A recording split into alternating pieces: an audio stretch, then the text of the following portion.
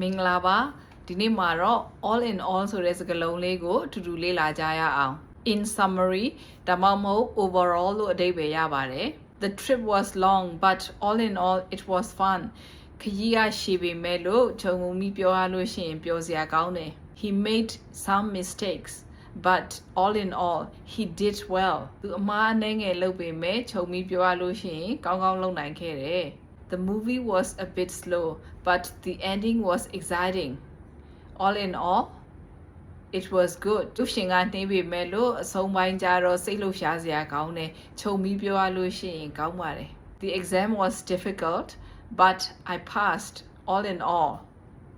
I'm happy. စာမေးပွဲကခက်ပေမဲ့လို့ကျွန်မအောင်တယ်။ခြုံပြီးပြောရရင်ကျွန်မပျော်ပါတယ်။ My favorite snack was gone. ကျွန်မအကြိုက်ဆုံးမုံကုန်သွားပြီ။ But my friend shared with me. ဒါပေမဲ့တငယ်ချင်းကမျှပြီးတော့ကျွေးတယ်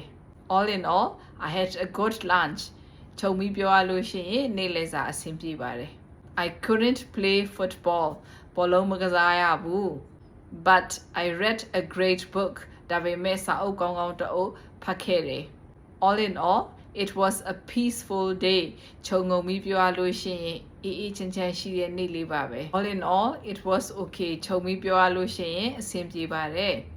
All in all, it was fun. ခြုံပြီးပြောလို့ရှိရင်ပျော်စရာပါ All in all, I learned a lot. ခြုံပြီးပြောရရင်ကျွန်မအများကြီးသင်ယူနိုင်ခဲ့တယ်နောက်ဗီဒီယိုတွေမှာပြန်ဆုံမယ် Bye bye